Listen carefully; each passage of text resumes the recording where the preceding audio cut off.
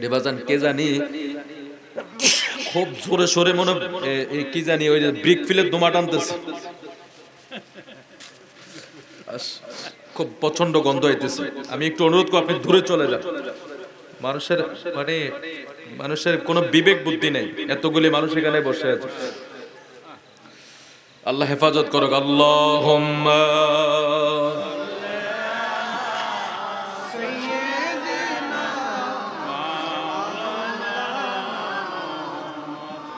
ওয়া আলা আলি, ঠিক আছে লাইরেন না। আল্লাহুম্মা সাল্লি মাওলানা মুহাম্মদ ওয়া আলা আলি।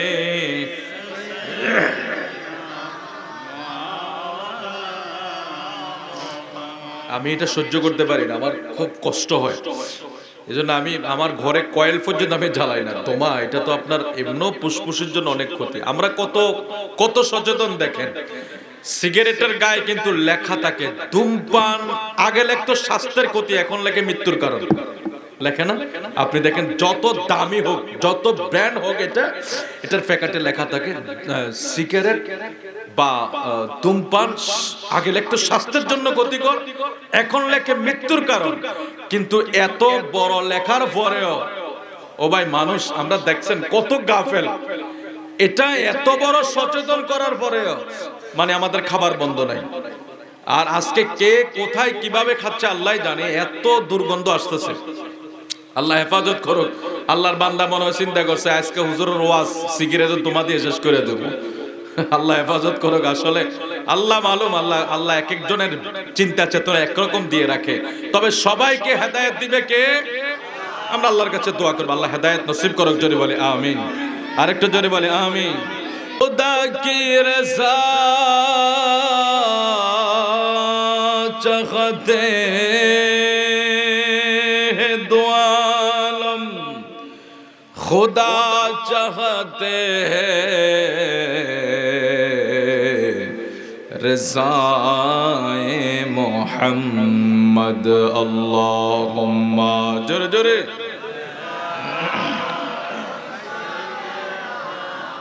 मौलाना मोहम्मद वालम।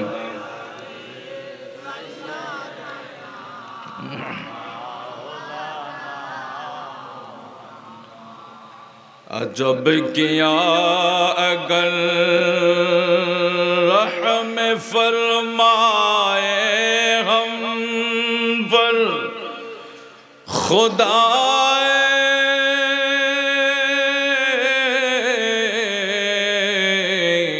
बराए मोहम्मद सल्लल्लाहु अलैहि वसल्लम, मोहम्मद बराए जनाबे इलाही, मोहम्मद बराए जनाबे इलाही, जनाबे इलाही बराए मोहम्मद। अल्लाहुम्मा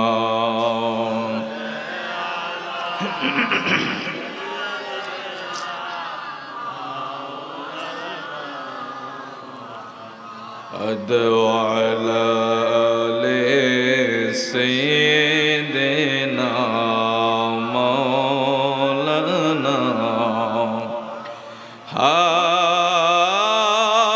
हाजियों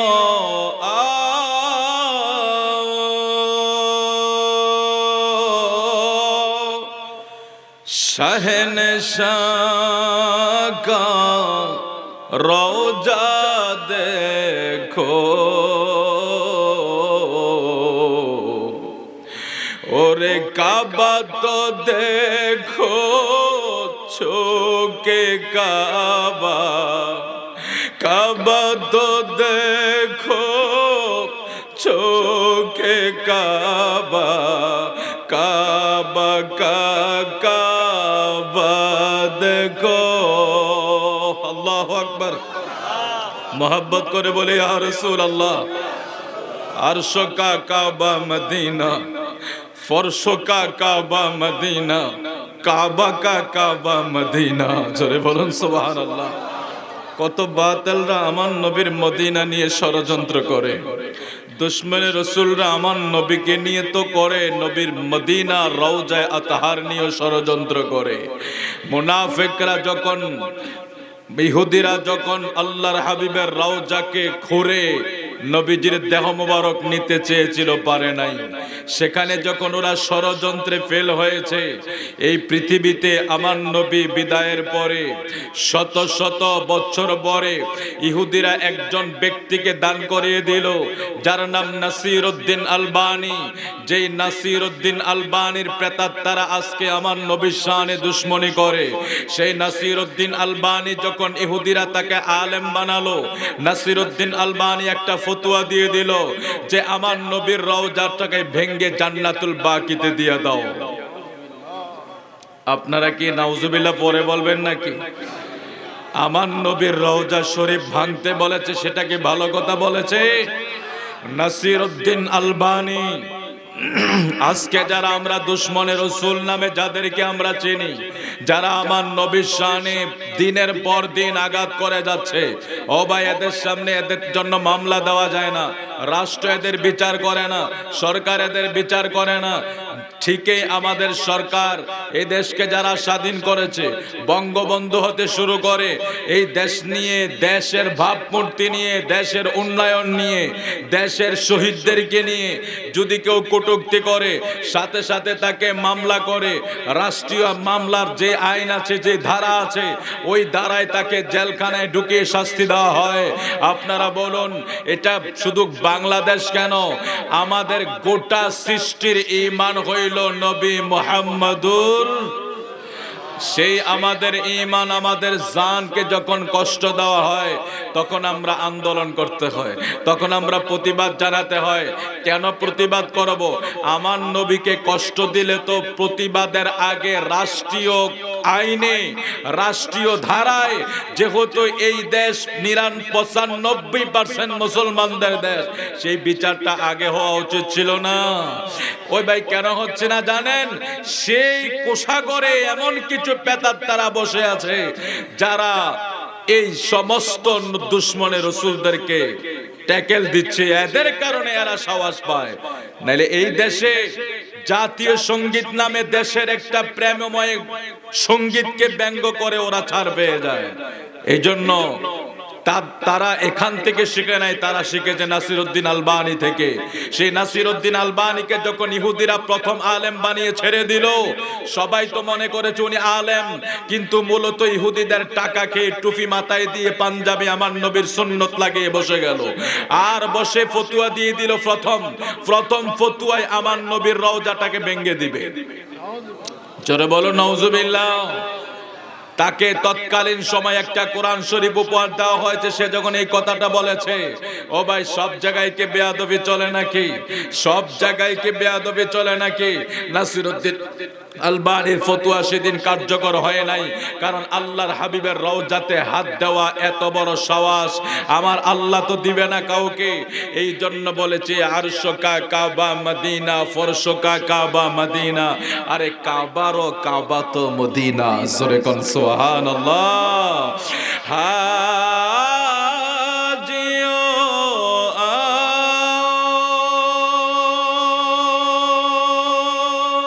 শগনে শাকা রওজা দেখো,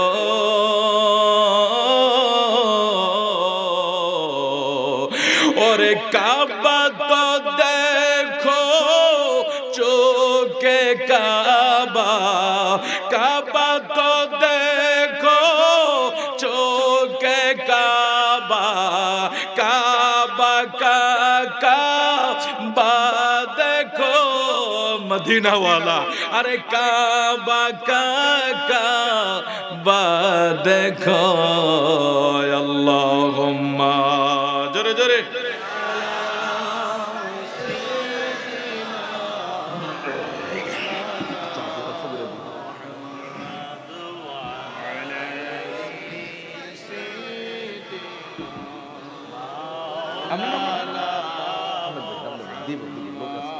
আপনি মুরব্বী মানুষ, বসেন না বাজান, আপনি বসেন।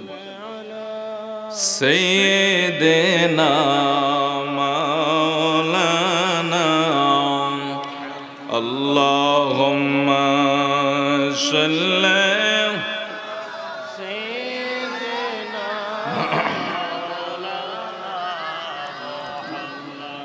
وعلى آله مولانا آب زمزم تو فیا خوب بجھ خائے پیاس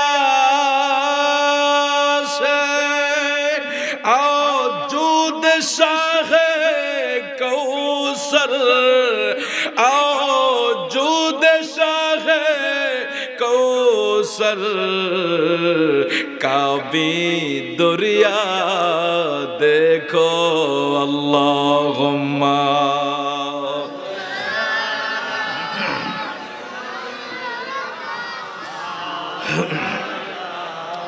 محمد وعلى آله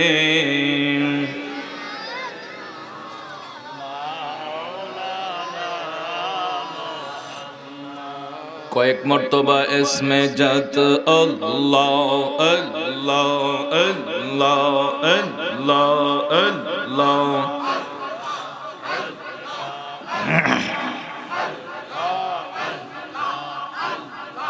লা ইলাহা ইল্লাল্লাহ মুহাম্মদ রাসূল আকে রাতে ফরখইবে তুই ফুল সে রাতের ফল আল্লাহ আল্লাহ আল্লাহ আল্লাহ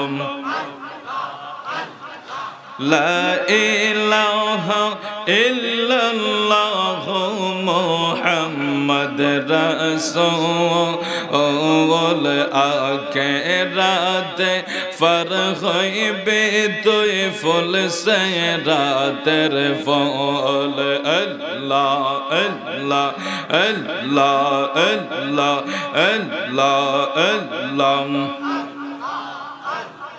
Allah, Allah, Allah, Allah. La ilaha illallah Muhammad Rasul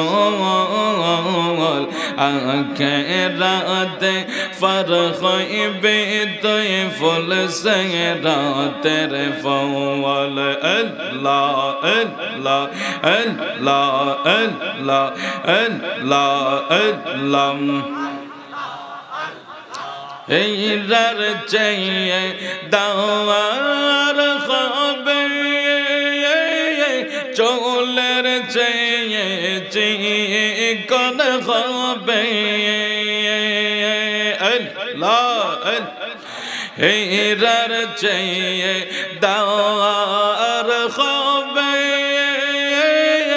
চোলের চাইয়ে চিকন খাবে আল্লাহ তেরে সাজার বছর লাগবে তেরে সাজার বছর লাগবে ফারে দিতে ফল আকে রাতে ফার হইবে তুই মুহাম্মদ রাসূল আল্লাহ আল্লাহ আল্লাহ আল্লাহ লা ইলাহা ইল্লাল্লাহ মুহাম্মদ রাসূল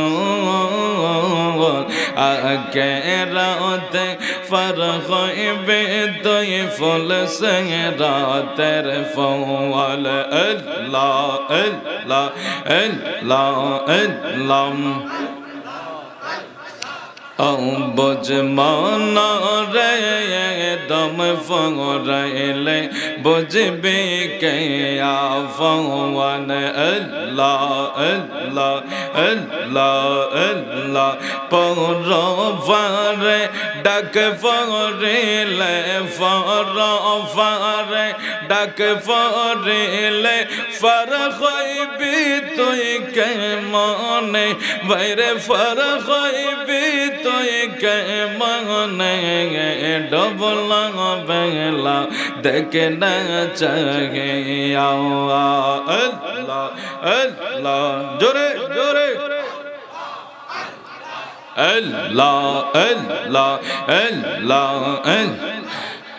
বুঝ মন রে ডবলা বেলা দেখে না চাহে আল্লাহ আল্লাহ আল্লাহ আল্লাহ পরফারে ডাক ফরিলে ফরফারে ডাক ফরিলে ফর হইবি তুই কে লইয়া বাইরে ফর হইবি তুই কে লইয়া ডবলা বেলা দেখে না চাহে আল্লাহ ভিতরে চাউন্ডে কমে গেছে লা আল্লাহ আল্লাহ আল্লাহ আল্লাহ আল্লাহ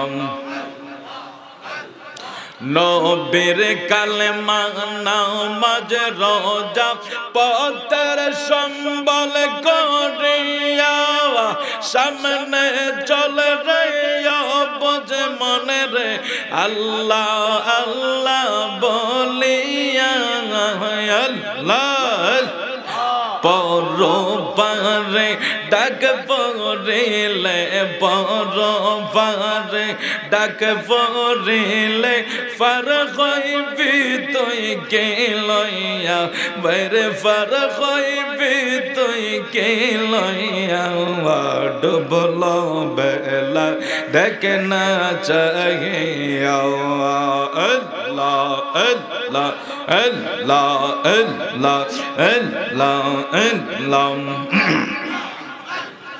আল্লাহ আল্লাহ গোলামদেরকে দিদার দেবেন দয়াল নবী যে পাগলদেরকে দিদার দেবেন আল্লাহ আল্লাহ আল্লাহ আল্লাহ আল্লাহ আল্লাহ নবীজি কত মানুষ যায় মদিনায় আমরা গোরে রাস্তায় রাস্তায় দয়া কইরা দিদার দেবেন দয়াল নবীজি গোলামদেরকে দেখা দিবেন আল্লাহ আল্লাহ আল্লাহ আল্লাহ ও নবীজি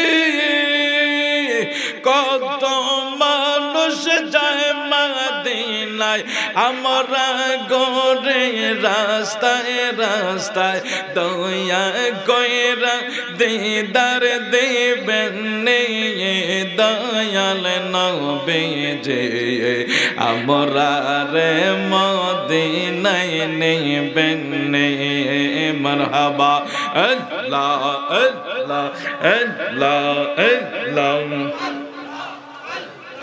আল্লাহ আল্লাহ আল্লাহ আল্লাহ আল্লাহ আল্লাহ আল্লাহ নাই সাধন বজন রে দয়াল নাই সাধন বজন আল্লাহ আল্লাহ আল্লাহ কি দৌলত কি দন দিয়া কি দৌলত কি দন দিয়া রাখব তোমার মন দয়াল দয়াল নাই সাধন জওয়ান আল্লাহ আল্লাহ আল্লাহ আল্লাহ আল্লাহ আল্লাহ আল্লাহ আল্লাহ মুর্শিদ নাম যার হইয়াছে সাধন বিনা দুধে দই ফাতিয়া তারা ওঠাইছে মাখাওয়ান আল্লাহ আল্লাহ আল্লাহ আল্লাহ পানোয়াং নাম যার হইয়াছে সাধন বিনা দুধে দই ফাতিয়া তারা ওঠাইছে মাখাওয়ান আল্লাহ আল্লাহ আল্লাহ আল্লাহ সেই মাগন রে বকন করলে সেই মাগন রে বকন করলে কলবের ময়লা রবে না লোহারে বা নাইলার কানসা সোনাওয়া আল্লাহ আল্লাহ আল্লাহ আল্লাহ মুর্শিদ গুণ মনে দয়াল গুণ মনে লোহারে বা নাইলার কানসা সোনাওয়া আল্লাহ আল্লাহ আল্লাহ আল্লাহ আল্লাহ আল্লাহ Allah, Allah, Allah, Allah.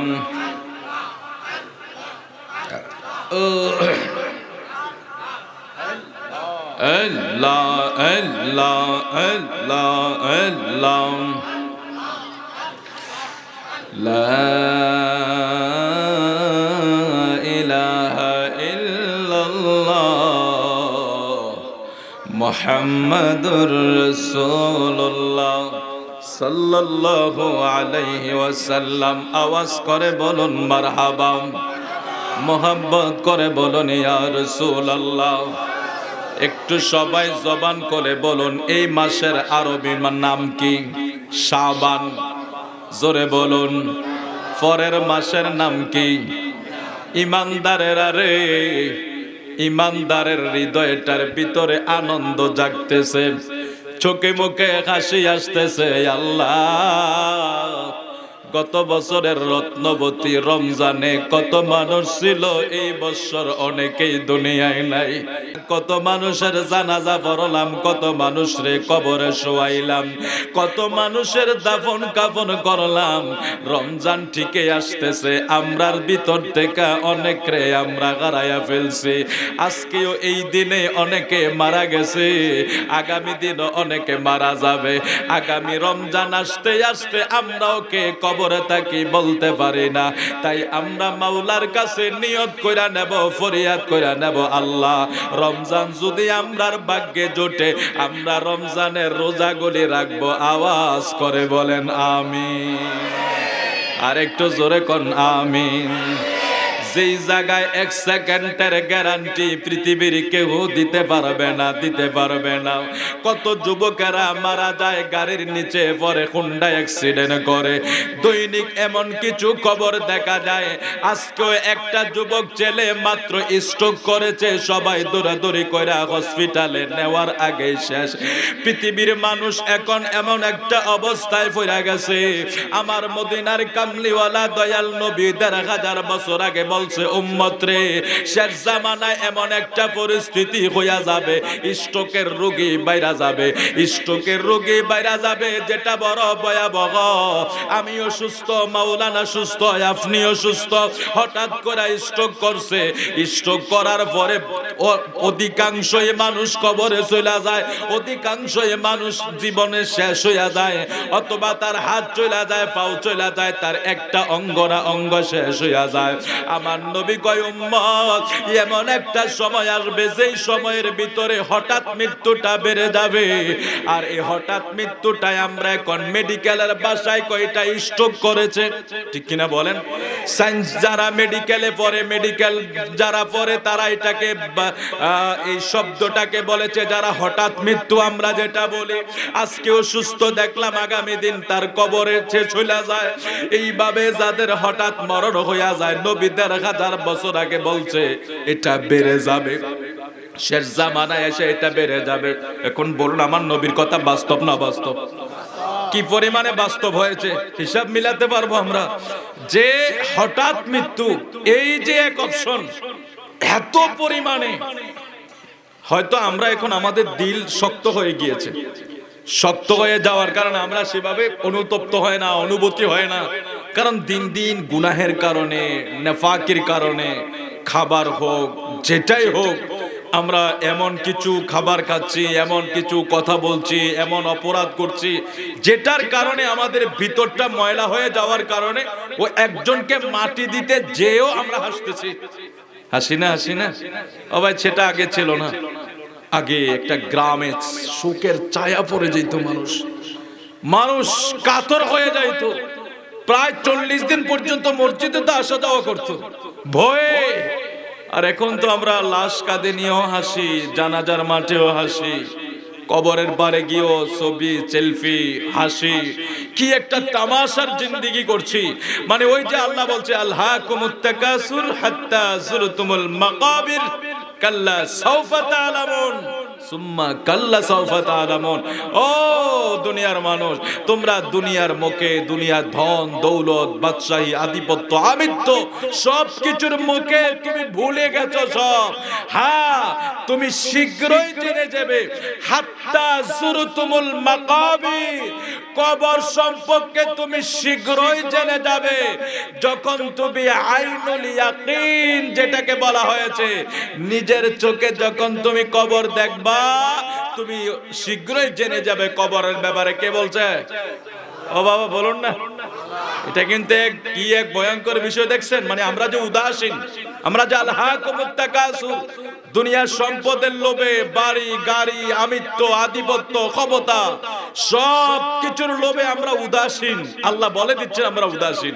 অতঃপর তোমরা জেনে যাবে হাত্তা যুরতুমুল মাকাবির, যখন তোমাদের নিকট কবর যখন তোমরা নিজের চোখে দেখবা। কোনটা? আরে উপরেরটা না, যাওয়ার পরে। উপরেরটা তো সবাই দেখে, তো যাওয়ার পরে যখন দেখবো সেখান থেকে পালায়ন করার সুযোগ আছে নাকি? যখন চাপ দিবে আসতে পারবো? গোর চলবে? শাস্তি যখন শুরু হয়ে যাবে সেখানে টাকার বান্ডেল চলবে নাকি? ওই জায়গার কথাটা আল্লাহ বলছে হাত্তা যুরতুমুল মাকাবির, যখন কবর সমূহকে তোমরা নিজের চোখে দেখবা তখন তোমাদের বিশ্বাস হবে। এটা হলো আইনুল ইয়াকিন। মানুষের বিশ্বাস তিন ধরনের। ইলমুল ইয়াকিন, কষ্ট হচ্ছে আপনাদের?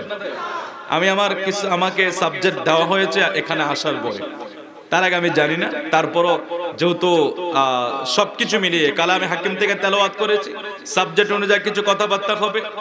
পরিশেষে আমরা আল্লাহ হায়াত ওই পর্যন্ত দান করলে এখান থেকে আমরা মুনাজাত, দোয়া, মিলাদ কিয়ামের মাধ্যমে বিদায় নেব। আল্লাহ কবুল করুক। জোরে বলে আমিন। আরেকটু জোরে বলে আমিন। তিন ধরনের বিশ্বাস, ইলমুল ইয়াকিন, আইনুল ইয়াকিন, হুকুল ইয়াকিন। এটা সূরা তাকাসুরের তাফসীরে আছে। কি আছে? যে ইলমুল ইয়াকিন মানে মানুষ যেটা না দেখে বিশ্বাস করে। আচ্ছা, এখন আমরা যা বিশ্বাস করতেছি সব কি না দেখা না? কবরকে বিশ্বাস করি কি করি না? আযাব বিশ্বাস করি কি করি না? হাসর, মিজান, ফুলসিরাত, হাউজে কাউসার এবং জান্নাত, জাহান্নাম, মালিক মাওলা, আমরা এগুলো কোনো কিছু দেখি না। না দেখে বিশ্বাস করার নাম হচ্ছে ইলমুল ইয়াকিন। ইয়াকিন মানে বিশ্বাস, ইলম মানে জ্ঞান। আর যেটা দেখা যায় না, আমরা না দেখে বিশ্বাস করতেছি। এখন এই ইলমুল ইয়াকিনের জায়গাটায় যদি মানুষ ক্লিয়ার হয়ে যেত, আচ্ছা শুধু কি বিশ্বাস করলে চলবে না, কাজ করতে হবে? আমরা ইলমুল ইয়াকিনের জায়গায় বিশ্বাস করি কিন্তু আমরা কাজটা ঠিকমতো করি না। এজন্য আল্লাহ বলছে আলহাকুমুত তাকাসুর হাত্তা যুরতুমুল মাকাবির, তোমরা যখন কবর সমূহ দেখবে অবশ্যই তোমরা সেখানে তখন বিশ্বাস হবে, কিন্তু তার আগে তোমরা উদাসীন থাকবা। কাল্লা সাউফা তা'লামুন সুম্মা কাল্লা সাউফা তা'লামুন, শীঘ্রই তোমরা জেনে যাবে, শীঘ্রই তোমরা জেনে যাবে। তাহলে আমরা তারপরের বিশ্বাস হলো হুক্কুল আইনুল ইয়াকিন, যেটা চোখ দ্বারা আমরা দেখি। কখন দেখব? যখন আমরা কবরে যাব, তখন আমরা নিজের চোখে দেখব কবরের অবস্থা। তারপরে হুক্কুল ইয়াকিন হচ্ছে হাসরের ময়দান, কারণ হাসরের ময়দানটা হলো পুরা বাস্তব রূপ। দুনিয়াটা হলো ইলমুল ইয়াকিন, কবর হলো আইনুল ইয়াকিন, হাসর হলো হুক্কুল ইয়াকিন, একেবারে বাস্তব। জান্নাত জাহান্নাম, যা যা হাউজে কাউসার, ফুলসিরাত, মিজানের পাল্লা, যা যা মাওলাই কায়নাতের ওয়াদা ছিল, সব কিছু হাসরের ময়দানে আমরা হুক্কুল ইয়াকিনের মাধ্যমে দেখতে পাবো। অর্থাৎ তখন আমরা সব কিছু বাস্তব রূপে দেখবো, সেখানে আর গোপন কিছু থাকবে। এই তিনটা জায়গায় আমাদের বিশ্বাস, ওই দুইটার আগে ইলমুল ইয়াকিনের জায়গা আমাদের বিশ্বাসকে পরিপূর্ণ করার দরকার আছে না নাই? আল্লাহ আমাদেরকে কবুল করুক, যদি বলি আমিন। এই জন্য যারা আশেপাশে আছেন, আপনারা সবাই একটু মেহেরবানি করে চলে আসেন। আমি জানি আপনাদের এই রত্নবতী এই পশ্চিমপাড়া ফকির বাড়ি রমজান আলী ফকির সাহেবের স্মরণে এই মাহফিলটা আপনারা আজকে প্রায় 16 বছর, 16তম বার্ষিক হচ্ছে। আমিও গত কয়েক বছর আগে মনে একবার না আরো দুইবার এসেছিলাম। তো আজকের এই প্রোগ্রামের সম্মানিত সভাপতি যিনি জনাব হাজী মোহাম্মদ মকসুদ আলী সাহেব, আল্লাহ যাতে ওনার হায়াতে, উনি পানুয়া দরবারের মুরিদ তরিকতপন্থী, আল্লাহ যাতে ওনাকে কবুল করুক, জোরে বলে আমিন। তাকরীর পেশ করে গেছেন আপনাদের এই উজিরপুর চত্বরকিল মদিনা জামে মসজিদের সম্মানিত খতিব, বিশিষ্ট ইসলামী চিন্তাবিদ আলহাজ হযরত মাওলানা সাদিক বিন হুসাইনি সাহেব। আর উপস্থিত হয়েছেন এই রত্নবতী পশ্চিমপাড়া মদিনা জামে মসজিদের সম্মানিত ইমাম হযরত মাওলানা নিজামউদ্দিন সাহেব সহ উপস্থিত আছেন আমার অনেক বয়োজ্যেষ্ঠ মুরব্বী বাবারা, তরিকতের ভাই বাবারা, নওজোয়ান তরুণ যুবক বন্ধুরা, পর্দার অন্তর আড়ালে আমার মা ও বোনেরা, ছোট্ট ছোট মাসুম বাচ্চারা, আমি সালাম আরজ করছি, আসসালামু আলাইকুম ওয়া রাহমাতুল্লাহি ওয়া বারাকাতুহু। আমরা শুকরিয়া করছি মাওলায়ে কায়নাতের দরবারে, যিনি এই পর্যন্ত আমাদেরকে হায়াত দিয়েছেন। জোরে বলুন আলহামদুলিল্লাহ। আর একটু মোহাব্বত করে বলি আলহামদুলিল্লাহ।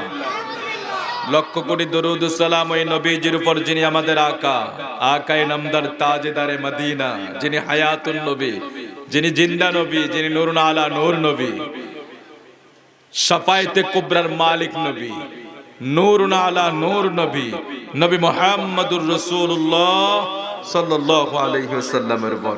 হাজিরিন, আলোচনা ক্রমান্বয়ে আপনাদের খেদমতে যতটুকু পারি করব। তবে আপনারা কি বসতে রাজি আছেন সবাই? তো যদি রাজি থাকেন, যারা পরে আসেন ফাঁকা জায়গাগুলি খালি করে, এদিকে অনেক জায়গা আছে, আপনারা বসে যাইতে পারেন। আলহামদুলিল্লাহ, আজকের পরিবেশটা অনেক ভালো লেগেছে। অন্য সময় আমি দেখছি মাহফিলটা বাড়ির ভিতরে হইতো না, বাড়ির ভিতরে হয়েছে তো প্রথম, হ্যাঁ সেটা আমি যেটা আমার যতটুকু মনে পড়ে, আমি বাকিটা জানি না, আল্লাহ মালুম। তবে আজ এখানে খুব সুন্দর লেগেছে পরিবেশটা। আজকে অনেক বড় সড়ো করে আয়োজন হয়েছে, প্যান্ডেল, মাইক, সাউন্ড সবকিছু। আলহামদুলিল্লাহ, আল্লাহ আমাদেরকে শেষ পর্যন্ত ধৈর্য ধরা তৌফিক দান করুক, জোরে বলি আমিন। একটু মুহাব্বত দরুদ শরীফ পড়ি। সালাতুন ইয়া রাসূলুল্লাহ,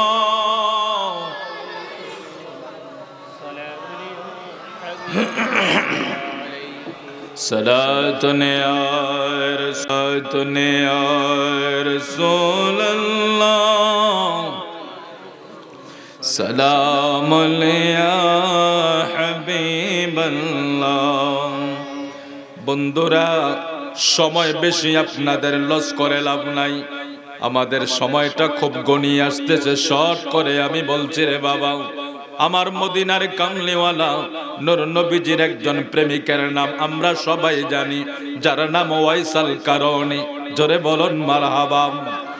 ওয়াইসাল কারণীর কথা গোটা দুনিয়ার মানুষ জানে, গোটা জগতের মানুষ জানে। যার বাড়ি করুণ দেশে, যার বাণী কারণে দেশে হওয়ার কারণে ওনার নামের শেষে ওয়াইসাল কারণী নামটা উপাধি পেয়েছে। যিনি আমার নবীর প্রেমে এত বড় দেওয়ানা, যার ইতিহাসটা আমরা সবাই জানি। ইদানিং এসে আপনারা আল্লামা কাজী আয়াজ রহমাতুল্লাহ আলাই ওনার শিফা শরীফ খুললে এইভাবে প্রসিদ্ধ অনেক কিতাব আছে। এই ওয়াইসুল করণীর ঘটনাটা আপনারা উল্লেখ পেয়ে যাবেন। বর্তমানে আপনারা গুগল চার্জ দিলেও সেগুলি আপনারা ব্যাখ্যা বিশ্লেষণ পেয়ে যাবেন।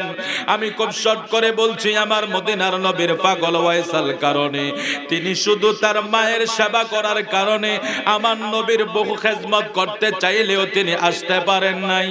আমার নবীর সাথে দিদার করাটা শুধু তার মায়ের কারণে নসিব হয় নাই। যেহেতু আমার আগের ভাই মায়ের ব্যাপারে যথেষ্ট বলেছে, আমি শুধু ওয়াইসুল করণীর প্রেমের কথাটা বলবো। ওয়াইসুল করণী কেমন এক পাগল লোক, উনাকে করণ দেশের সবাই পাগল বলে জানতো, উনারে সবাই পাগল বলে জানে, কিন্তু উনি মূলত আমার নবী এবং মাওলার প্রেমে পাগল ছিল, দুনিয়ার প্রেমে না। সুবহানাল্লাহ। আর একটু জোরে কোন আল্লাহু আকবার। ওই কারণ দেশের ছোট ছোট বাচ্চারা ওয়াইসুল করণীরে দেখলে পাথর মারে। সবাই যখন পাথরের আঘাত করে কাউকে কিছু বলে না। ওয়াইসুল করণী মাথাটা ফিরাইয়া ছোট বাচ্চাদেরকে বলে, বাবারা তোমরা যে আমারে পাথর মারো, আস্তে আস্তে মাইরো। বলে হুজুর এটা কোন ধরনের কথা? পৃথিবীর কেউ যদি কারোরে মারে প্রতিশোধ নেওয়ার জন্য রেডি হইয়া যায়, পৃথিবীর কেউ যদি কারোরে মারে প্রতিশোধ নেওয়ার জন্য আমরা সবাই রেডি হইয়া যায়, অথচ ওয়াইসুল করণীরে মারে। উনি বলে, বাচ্চারা বাবারা আমারে আস্তে আস্তে মাইরো। বলে কেন এই কথাটা উনি বললেন? ওয়াইসুল করণী বলে, যদি তোমরা জোরে জোরে পাথর মারো আমি আমার আল্লাহর ইবাদতে বিঘ্ন ঘটবে, এই কারণে, কারণ আমার শরীর থেকে যদি রক্ত প্রবাহিত হয় আমার বারবার ওযু করা লাগবে। আল্লাহু আকবার। আজকের এই দিনের মানুষের সাথে আর আচরণের সাথে আমরা একটু মিলাইয়া দেখব। শুধু ঘটনা শুনবো আর বাড়ি চলে যাব সেটা নয়, কিছু বাস্তবের সাথে মিলিয়ে শিক্ষা গ্রহণ করব। আল্লাহ কবুল করুক, জোরে বলে আমিন। আর একটু মহব্বত করে বলে আমিন। ওয়াইসুল করণী বলে, রে করণ দেশের ছোট ছোট বাচ্চারা, তোমরা আমারে পাথর মারবা ঠিক, তোমরা আমারে পাগল বইলা মারো, আমার কোনো দুঃখ নাই, তবে আস্তে আস্তে মাইরো। বলে কেন আস্তে মারবো? তোমরা যদি আমারে পাথর মারো জোরে মারলে আমার শরীরের রক্ত প্রবাহিত হলে আমার ওযুটা ভেঙে যাবে। কারণ ওযু ভঙ্গের 7টা কারণের ভিতরে একটা কারণ হইল শরীরের কোন স্থান হইতে রক্ত বা ফুস গড়াইয়া পড়লে ওযু কি হয়? জোরে কোন। সবকিছু শিখি হুজুর, এইগুলি শিখতে যাই না। ওযু ভঙ্গের কারণ 7টা, ওযুর ফরজ 4টা, ওযু করার তরিকা 16টা, নামাজ ভঙ্গের কারণ 19টা। এই জিনিসগুলি আমাদের প্রয়োজন আছে না নাই? কিন্তু আমরা এত উদাসীন, এতটাই উদাসীন। জমির মাপটা ঠিক আছে, ঘরের এরিয়াটা ঠিক আছে, আমার জায়গা সম্পদ যা আছে কাগজপত্র ওকে, সন্তানরে দিয়া গেছি, বাবা মইরা গেলেও সমস্যা নাই, ঠিক কিনা বলেন? এই জায়গা ভুল হয় নাকি আমাদের? না না, কোনো ভুল নাই। আমি যদি আগামী দিন মারা যাই, বাবা আমার সম্পদগুলি এইভাবে তোমরা নিয়ে যাইবা, ডাক নাম্বার আর সিএসবি এর সমস্ত কতিয়ান ছেলের হাতে উঠাইয়া, মেয়ের গুলা বুঝাইয়া দিয়া, ছেলের গুলা বুঝাইয়া দিয়া সমস্ত সম্পদগুলি আমরা ঠিকঠাক মতো দিতে পারি। কিন্তু এখনো আমরা বহু আছি, ধরেন আমি আছি, এখনো ওযুটাও ঠিক মতো জানি না। নাউজুবিল্লাহ কোন। আর আমার নবীর পাগল ওয়াইসুল করণী কয় যে তোমরা আমার গায়ে বড় বড় পাথর মাইরো না, মারলে আমার রক্ত ছুটলে ওযু ভেঙে যাবে। কি চিন্তা ভাবনা দেখছে? আমার ওযু ভেঙে যাবে, আমি সেইভাবে বারবার ওযু করতে পারি না, আমার বড় কষ্ট হয়। তোমরা আমারে বারবার পাথর মাইরো না, মারলেও তোমরা ছোট ছোট পাথর মাইরো, বড় পাথর মারলে আমার ওযু ভেঙে যাবে। ও রত্নবতী এলাকার কলিজার টুকরা নবীর প্রেমিকারা, ভাই বাবারা, গভীর গভীর মনোযোগ দিয়া শুনিয়া লও।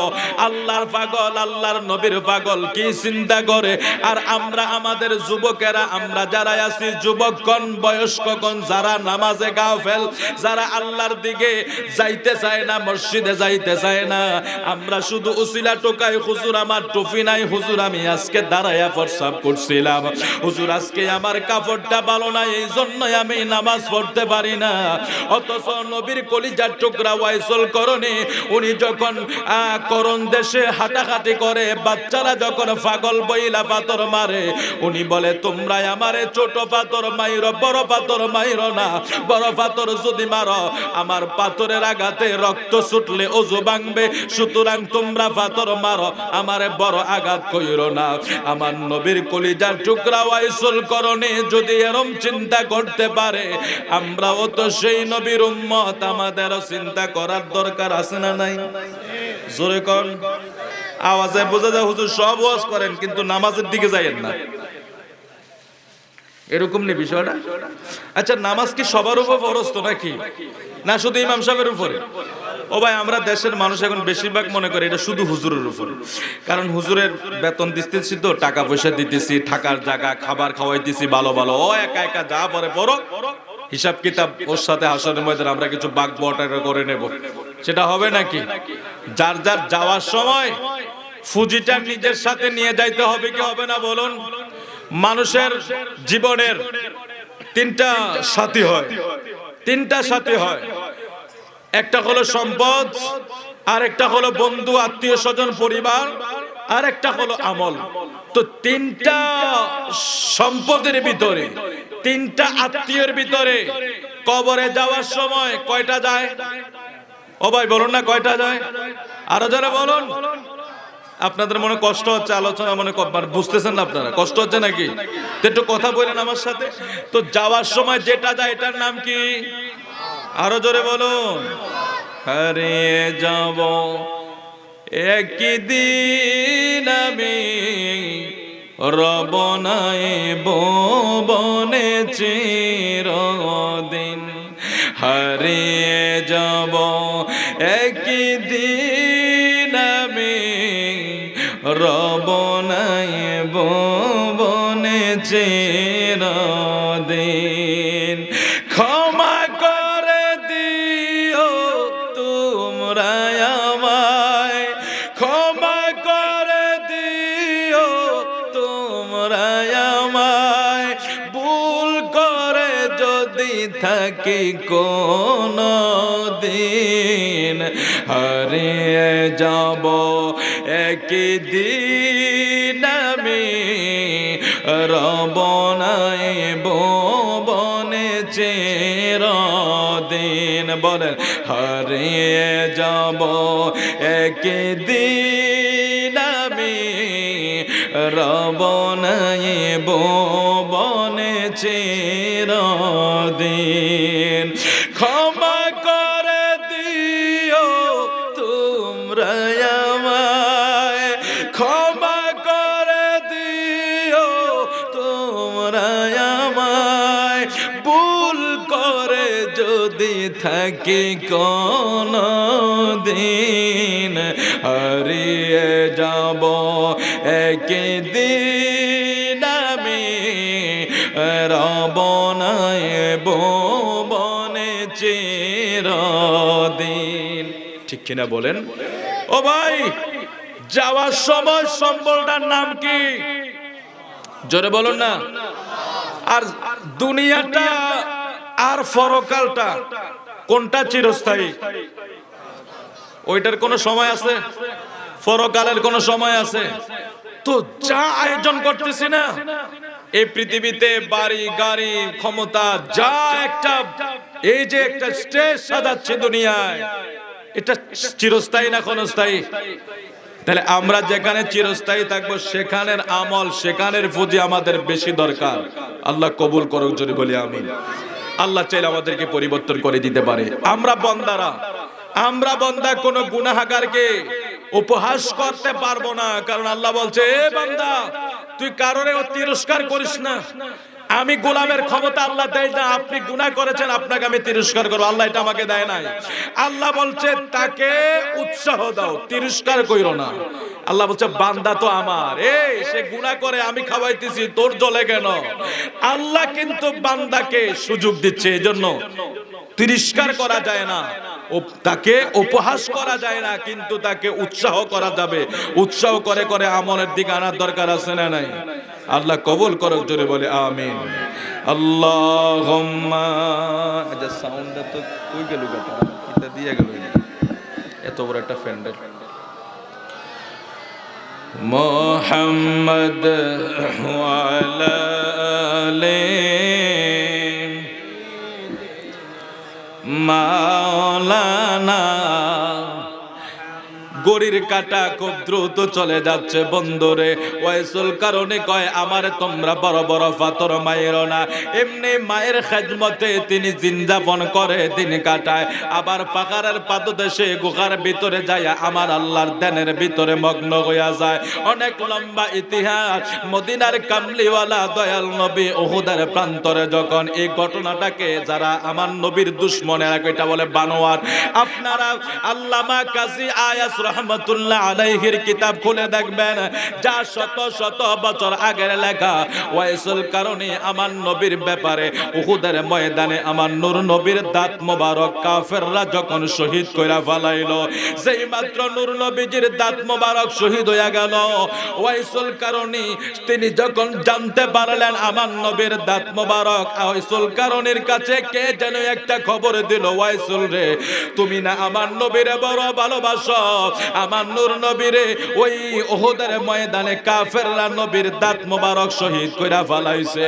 ওয়াইসুল কারণে আমার নবীর দাঁত মোবারক শহীদ হইয়া যাওয়ার কারণে নিজে আর নিজের কন্ট্রোল রাখতে পারে নাই। হাতের ভিতরে একটা পাথর নিলেন বা যেই কোনো কিছুর সাহায্যে সামনের দাঁত থেকে ওয়াইসুল কারণে দাঁত ভাঙতে শুরু করলো। ভাঙতে ভাঙতে ভাঙতে ভাঙতে ওয়াইসুল কারণের সমস্ত দাঁত করে যখন ভেঙে দিল, ওয়াইসুল কারণে বলে আমার অবস্থাটা এমন কঠিন হয়ে গেল, রক্ত যাইতে যাইতে ওয়াইসুল কারণে জমিনের ভিতরে পড়ে গেল। আল্লামা কাজী আয়াস শেফা শরীফে এইভাবে উল্লেখ করে, ওয়াইসুল কারণে যখন জমিনে পড়ে গেল, চোখ বন্ধ হয়ে গেল, উঠতে পারে না। হঠাৎ করে ওয়াইসুল কারণে চোখ বন্ধ অবস্থায় দেখে আমার মদিনার কামলিওয়ালা নূর নবী ওয়াইসুল কারণের কাছে হাজির। সুবহানাল্লাহ, আর একটু জোরে কর না সুবহানাল্লাহ। ওয়াইসুল কারণে আমার নূর নবীরে দেখা বড় আশ্চর্য হইয়া যায়, ব্যথায় যন্ত্রণা সহ্য করতে পারে না। নূর নবী যেই মাত্র হাত মোবারক ওয়াইসুল কারণের জবানে লাগাইয়া দিছে, সমস্ত যন্ত্রণা ভালো হইতে আর দেরি হয় নাই। আল্লাহু আকবার বলবেন না? আমার নবী পারেনিও। কে ক্ষমতা দিছে কে বলুন? আরো জোরে বলুন না কে? ওই সময় কি ডাক্তার কবিরা ছিল? আমার নবীর কাছে আসতো ওই সমস্ত অসুস্থ রোগী যারা, আরে সিদ্দিকী আকবর রাদিয়াল্লাহু তাআলা আনহু সাপে কামড় দিয়েছে, নবীজির থুতু মুবারক দিয়েছে, ভালো হয়ে গিয়েছে। এটা আমার নবীর মুজিজা ছিল, আমার নবীর মুজিজা ছিল। আমার নবী এমন এক রাসূল ছিলেন যার আফাদ মস্তক ছিল মুজিজা। জোরে কোন আল্লাহু আকবার। তো আমার নবী সেই ওয়াইসুল কারণী রহমতুল্লাহ আলাইহি, উনি কিন্তু আমার নবীজির দিদার বাইরে সরাসরি আমার নবীকে দেখতে পায় নাই। অনেকবার চেষ্টা করেছিল, কিন্তু নিজের মায়ের কারণে, যেটা মা কি জিনিস সেই জায়গা থেকে একটা ঘটনা উল্লেখ আছে যে মা এমন এক জিনিস, তোমরা মাকে কষ্ট দিয়া মদিনাও যাইও না, আমার মদিনার নবী তোমাকে কবুল করবে। এটা ওয়াইসুল কারণে থেকে সেই ঘটনাটা এইভাবে উল্লেখ, মানে মানুষকে শিক্ষার জন্য এসেছে। এবং এই ওয়াইসুল কারণে যখন আমার নবীর মহাব্বতে এত প্রেম দেওয়ানা, নূর নবী দুনিয়া থেকে বিদায় হওয়ার আগে ফারুকে আজম রাদিয়াল্লাহু তাআলা আনহুকে একটা নসিহত করলেন। ফারুক শোনো, আমি নবীজির শরীর মুবারকের যে জুব্বাটা আছে, তোমার যখন খেলাফতের সময় আসবে, মানে অর্থাৎ ফারুকে আজমের হাতে আমার নবী এই দায়িত্বটা দিয়ে দিলেন যে আমার শরীরের জুব্বা মুবারক তুমি ওয়াইসুল করণীর জন্য পাঠিয়ে দিবা। জোরে কোন সুবহানাল্লাহ। আচ্ছা, আমার নবী বিদায়ের পরে খলিফা হবেন আবু বকর সিদ্দিক, তারপরে দ্বিতীয় খলিফা ওমর ফারুক আজম।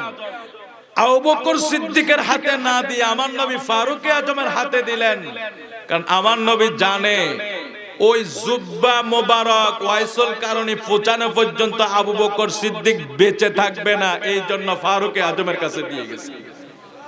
দেখছেন আমার নবীর জানার ক্ষমতা দিছে কে? জলমরনা কে দিছে? সুবহানাল্লাহ। আমি মাইকম্যানদেরকে বলবো একটু আসার জন্য।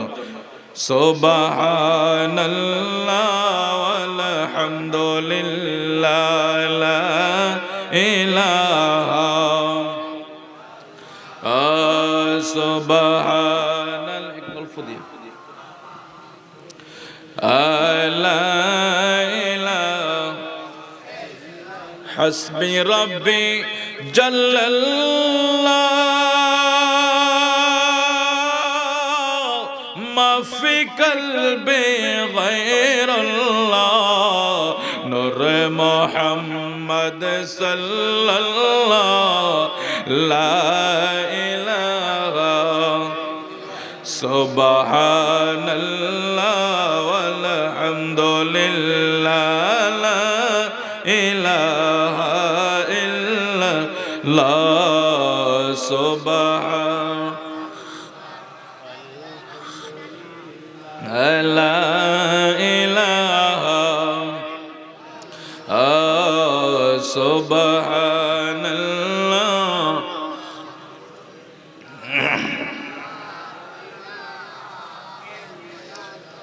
মদিনার কামলিওয়ালা দয়াল নবী ওয়াইসুল কারণীকে জুব্বা পৌঁছিয়ে দেওয়ার জন্য ফারুক আজমের হাতে দায়িত্ব দিয়া আমার নবী দুনিয়া থেকে বিদায় হয়ে গেছে।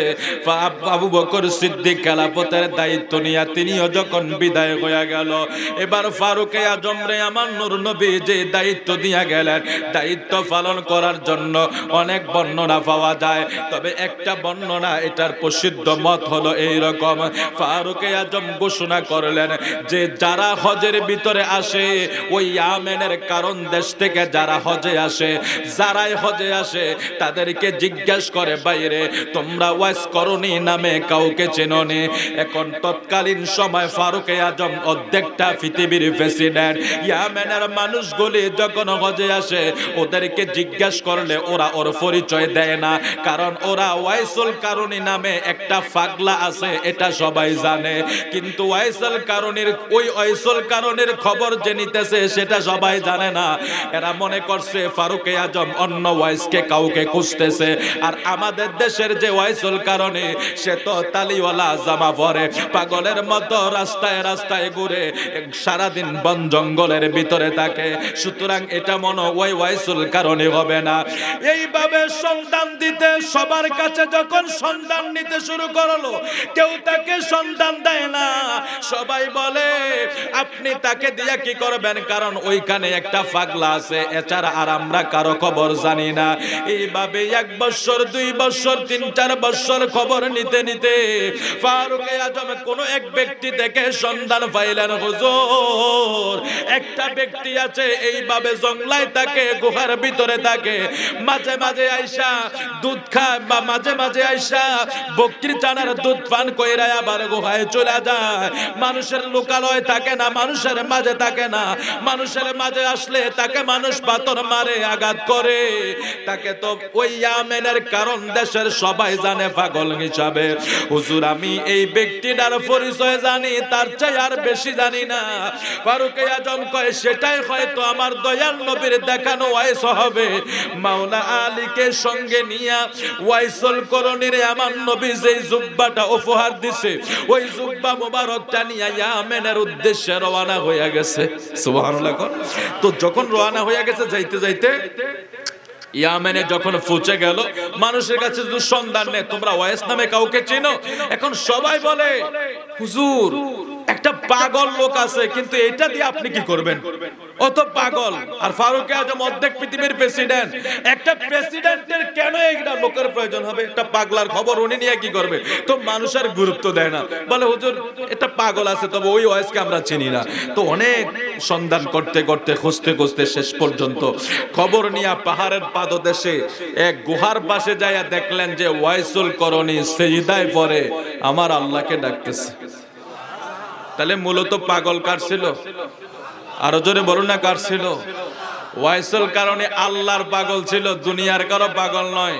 এই জন্য ইব্রাহিম বিন আদহাম নামে যিনি বলখ শহরের অনেক বড় বাদশা, রাজ সিংহাসনে বসা, রাজ মুকুট পরা, স্বর্ণখচিত পোশাক পরা ইব্রাহিম বিন আদহাম এত বড় বাদশাহী চেয়ারে বসে আছে। কে যেন বাড়ির ছাদের উপরে আওয়াজ করে করে হাঁটছে। ইব্রাহিম বিন আদহাম বলছে, আমার বাড়ির ছাদে কে রে? যখনই আওয়াজ করলো বাড়ির ছাদ থেকে কে যেন বলছে, ইব্রাহিম বিন আদহাম আমি একটা মুসাফির, তো তুমি সেখানে কি করো? আমি আমার গোরাকে হারিয়ে ফেলেছি, খুঁজতে এসেছি। এই তোমার কি মাথা ঠিক আছে? আরে গোরা হারাইলে জঙ্গলায় খুঁজবে, তুমি বাড়ির সাথে কি করো? আমার যদি মাথা ঠিক না থাকে তাইলে তো তোমার মাথা তো আরো আগে বেশি। কেমনে? আমি যদি বাড়ির সাথে খুঁজা জঙ্গলার গোরা বা ওট না পাই, তাহলে তুমিও রাজ সিংহাসনে বসে কিয়ামত পর্যন্ত আমার আল্লাহকে পাইবা না। জোরে বলো না সুবহানাল্লাহ। ও আরেকদিন আরেকজন আসলো, সিংহাসনে বসে আছে, এক মুসাফির ঢুকেছে। তো উনি ওনার রাজমহলে, বাদশার মহলে ঢুকে গেছে। ডাইরেক্ট ঢুকে বলছে যে বাচ্চা, আমি তোমার এখানে কিছুদিনের জন্য মুসাফির হতে চাই, তোমার এই মুসাফির খানায়। বাচ্চা রেগে গেলেন, এ বেটা কি বলস? আমার মুসাফির খানা? এটা আমার বাদশাহী খানা, আমার রাজমহল, এটা আমার মুসাফির খানা হয় কি করে? তো যিনি আসছেন মুসাফির হয়, উনি বলতে আচ্ছা ঠিক আছে বাচ্চা, তুমি তো বলছো এটা তোমার রাজমহল, বাদশাহী খানা, আচ্ছা তোমার আগে কে ছিল? আমার বাবা ছিল। তো বাবার আগে কে ছিল? আমার দাদা ছিল। দাদার আগে কে ছিল? এভাবে কয়েকটা পরিচয় যখন দিলেন, তো বাদশাহ ইব্রাহিমের আদহামকে ওই মুসাফির বলছে, আচ্ছা তুমি কিছুক্ষণ আগে বলছো এটা তোমার রাজ দরবার, এটা মুসাফির খানা না। আচ্ছা যদি মুসাফির খানা না হয়, তোমার বাবা কেন চলে গেল বলো দেখি? তোমার দাদা কেন চলে গেল? তোমার দাদার আগে বাবা কেন চলে গেল? ওই মুসাফির খানা তো এটাই সিস্টেম, আসে আর যায়। তো মুসাফির খানা যদি নাই হয়, তোমার বাবা কোথায় গেছে? তোমার দাদা কোথায় গেছে? তোমার দাদার বাবা কোথায় গেছে? সুতরাং ইব্রাহিম বিন আদহাম স্বীকার করে নাও, রাজমহলে বসো নাই, বাদশাহী চেহারে বসো নাই, মুসাফির খানায় বসেছো। যেভাবে মুসাফির হিসাবে তোমার বাবা এসেছিল চলে গেছে, মুসাফির হিসাবে তোমার দাদা এসেছিল চলে গেছে, মুসাফির হিসাবে তোমার পূর্বপুরুষরা এখানে রাজত্ব করেছে ঠিক, কিন্তু মুসাফির খানায় রাজত্ব করে ওরা চলে গেছে। সুতরাং তুমিও একদিন মুসাফির হিসাবে, তুমিও মুসাফির হিসাবে এসেছো, তুমি একদিন চলে যাইবা।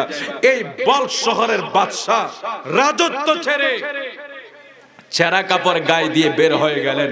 দীর্ঘ 40 বছর সাধনা করেছেন ইব্রাহিম বিন আদহাম। 40 বছর সাধনার পরে কত বড় আল্লাহ ওয়ালা হয়ে গিয়েছেন তিনি। শেষ পর্যন্ত মক্কায় সময় কাটিয়েছেন, অনেক ইতিহাস হয়েছে। তো যাই হোক, আল্লাহকে যারা পাইতে হয় অবশ্যই দুনিয়া বিমুখ হতে হয়, ঠিক কিনা বলেন? আমরা আসলে দুনিয়াদার হয়ে গিয়েছি দিন দিন। আমরা আলেমরা বলেন, পীর সাহেব বলেন, হুজুর বলেন, একটা সময়ের মানুষের ভিতরে যেটা ছিল যে আল্লাহর ওলি যারা ছিল, যে মালিক বিন দিনার, ওনার ঘরে চোর ঢুকেছে। ও ভাই, চোর ঢুকে কিছুই পায় না, খুঁজতেছে কিছুই পায় না, চোরে খুঁজতে খুঁজতে চোর অসহায় হয়ে দাঁড়িয়ে আছে। তো মালিক বিন দিনার নামাজ শেষ করে কই, কিরে ভাই তুই কি জন্য আসছস? হুজুর জীবনে গড় দেখছি বহুত, কিন্তু আপনার মতো এরকম গড় তো দেখি নাই, একটা কিছু পাইলাম না।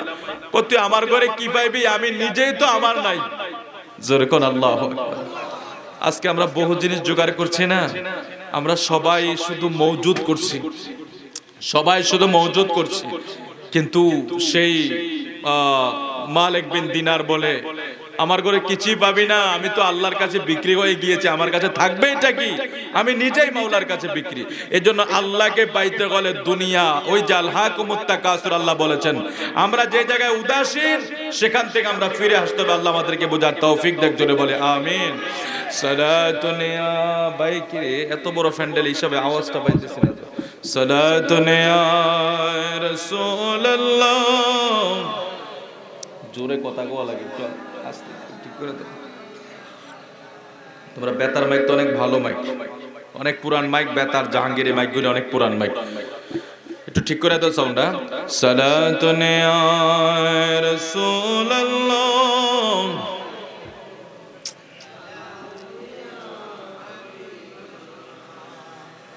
আর কে বাশদ আমিলে সল্লামদম আতশে দোজখ শাওয়াজ বরায়ে হারাম। সালাতুন ইয়া রাসূলুল্লাহ, সালাম আলাইয়া। আমার নবীর সাহাবী ফারুক আজম ওয়াইস করণীর জুব্বাটা নিয়ে ওয়াইসুল কারণীকে যায়া যখন সালাম দিলেন, ওয়াইসুল কারণী নামাজ শেষ কইরা তাদের সাথে সাক্ষাৎ করার পরে আমার নবী কিছু সিমটম বললেন, কিছু নমুনা বললেন। ফারুক আজম বলে, আমার নবী যেই যেই নমুনা বলছে তোমার নামের সাথে সবকিছু মিলে গেছে, নূর নবীজির কথা অনুযায়ী তোমার পরিচয় মিলে গেছে, সুতরাং নাও নাও নাও আমার দয়াল নবীর জুব্বা মুবারকটা তোমারে আমি আমার নবী উপহার দিছে, তুমি সেটা গ্রহণ করো। এখানে অনেক লম্বা বিশদ আলোচনায় আছে, আমি সেই দিকে যাব না, কারণ স্টেজে ওঠার সময় যেহেতু কাগজটা দিয়েছে আমি কিন্তু সেটার উপরে পড়া থাকলেও একটু ভালো করে পড়ার দরকার হয়। এগুলি অনেক আগে ওয়াজ করছি, মাঝখানে অনেক গ্যাপ ছিল, আমার যেতটুকু স্মরণ হয় আমি অতটুকু বলে দিচ্ছি আপনাদেরকে, কারণ আবার দিয়েছে একবার যদি না বলে বলবো হুজুর এটা বলে গেলেন না। ওয়াইসুল কারণীকে জুব্বা মুবারকটা যখন হাতে উঠাইল, উনি বলে এটা কার? বলে আমার দয়াল নবীর জুব্বা, তোমারে আমার নবী উপহার দিছে। ওয়াইসুল কারণী জুব্বাটা হাতে লইয়া একটু সামনের দিকে যায়া ওয়াইসুল কারণী বলে, যেহেতু আমার দয়াল নবীর জুব্বা আমার হাতে উঠাইছো, আমি এই জুব্বা মুবারকের উসিলা দিয়া আমার নবীর উম্মতের নাজাতের দোয়া করব আমার আল্লাহর কাছে। আর একটু জোরে কন্যা সুবহানাল্লাহ। ওয়াইসুল কারণে কয়, আমার নূর নবী যেহেতু আমারে মোহাব্বত কইরা নবীর জুব্বা মোবারক দান কইরা দিছে, কারণ আমার নবী দুনিয়ায় থাকতে বইলা গেছে, উম্মত তোমরা যদি ওয়াইসুল কারণের সাক্ষাৎ কোন সময় পাও, ওয়াইসুল কারণের দেখা যদি কোন সময় পাও, তোমরা তার কাছে মাগফিরাতের দোয়া কইরো, কারণ ওয়াইসুল কারণের আমার আল্লাহ এমন ভাবে কবুল কইরা নিছে, হাত উঠাইলে আল্লাহ তার হাত খালি ফিরাবে না। সুবহানাল্লাহ। তো ফারুক আজম দেখছে ওয়াইসুল কারণে আল্লাহর কাছে দোয়া করছে, আল্লাহ আল্লাহ তোমার বন্ধুর জুব্বা মোবারক আমার হাতে, এটাকে উসিলা করে বলছি তোমার বন্ধুর উম্মতদেরকে তুমি ক্ষমা করে দাও। এখানে একটা বর্ণনা আছে, কি পরিমাণ কত হাজার এটা বর্ণনা আছে, সেদিকে আর যাচ্ছি না, বিভিন্ন রিওয়ায়াতে বিভিন্ন ভাবে বর্ণনা আছে। তো যেটা একবারে শর্ট সেটা হলো ওয়াইসুল কারণী পর্যন্ত আমার নবীর উম্মতের জন্য, নিজের জন্য না চাইয়া উম্মতের জন্য চাইছে। এটা ওয়াইসুল কারণী শিক্ষা দিছে দুনিয়ার মানুষকে, ও দুনিয়ার মানুষ তোমরা সব সময় অপরের কল্যাণ চাইও, তোমারটা আল্লাহ কল্যাণ করে দিবে। একটু আসতে বলেন সুবহানাল্লাহ। সব সময় মানুষের কল্যাণ চাইও, তোমার কল্যাণ মাওলা করে দিবে। আর আমরা কি করি, আমার নিজেরটাই তো আগে দরকার নাকি, আমি আগে খাইতে পারলে চলে, আমার ব্যাংক ব্যালেন্স আমারটা পুরা হলে চলে, ও জ্বলে যাক, ও মরে যাক। কিন্তু আল্লাহর হাবিব বলছেন তোমরা আগে পরের কল্যাণ চাও, তোমার প্রতিবেশীর কল্যাণ তুমি আগে কামনা করো, তোমার কল্যাণ আমার মাওলা ঠিকই করে দিবে। জোরে বলে আল্লাহু আকবার। তো ওয়াইসুল কারণী আমার মাওলার কাছে দোয়া করেছে, মাওলা ও মাওলা এই জুব্বা মুবারক তোমার হাবিবে কিবরিয়ার শরীর মুবারকের জুব্বা, এটার উসিলায় তুমি আমার নবীর উম্মতের গুনাহগার উম্মতের মাফ করে দাও।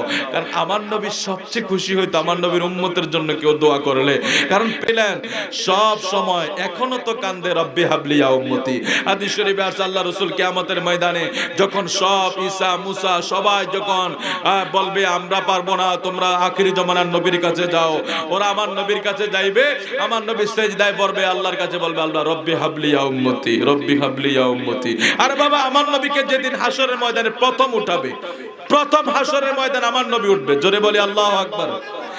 আমার নবী প্রথম উঠে বলবে আমার উম্মত গুলি কই? জিব্রাইল বলে জিব্রাইল আমার উম্মত গুলি কই? বলে হুজুর এখনো তো কাউকে আমরা উঠাই নাই, মাত্র আপনি হাসরের ময়দানে এখন একজন মাত্র আপনাকে উঠিয়েছি, এখনো কেউ উঠে নাই, সব আল্লাহ এখনো নিচে রেখেছে, কাউকে আল্লাহ উঠায় নাই, আপনাকেই শুধু একমাত্র উঠানো হয়েছে। তো আমার পেয়ারা রাসূল উঠেই আপনাদেরকে খুঁজবে, এই গুনাহগার উম্মতদেরকে খুঁজবে। হে রাসূল তোমায় ভালোবাসি অন্তরে শুধু মুখে নয়, জান্নাতের আশায় নয় হে রাসূল, জাহান্নাম কেও ডরে না, জান্নাত তেরা আশায় নয় হে রাসূল, জাহান্নাম কেও ডরে না, তোমায় পাওয়ার আশায় এমন ছুটে যায় মদিনায়, এমন তো আর মানে না, একবার দিদার দাও না হে রাসূল তোমায় ভালোবাসি অন্তরে শুধু মুখে নয়, জান্নাতের আশায় নয় হে রাসূল, জাহান্নাম কেও ডরে, যেদিন দিদার হবে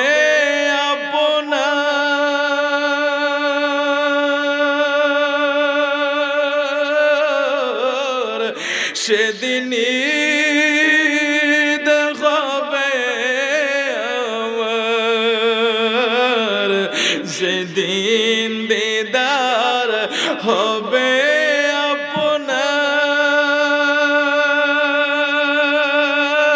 আপনার, সেদিনই দেখাবে আমার, এই মন তো আর মানে না, একবার দেখা দাও না, এ মন তো আর মানে না, একবার দেখা দাও না। বলুন হে রাসূল তোমায় ভালোবাসি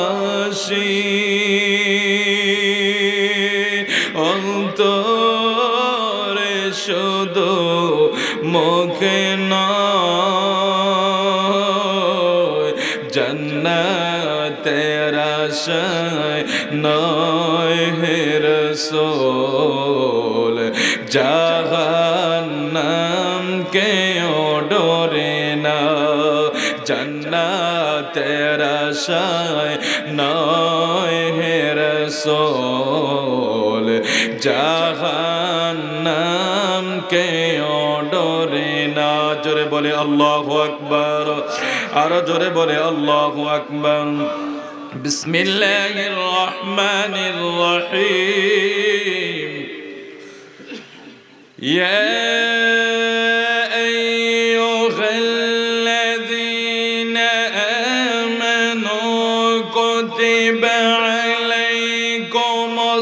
صيام كما كتب على الذين من قبلكم لعلكم تتقون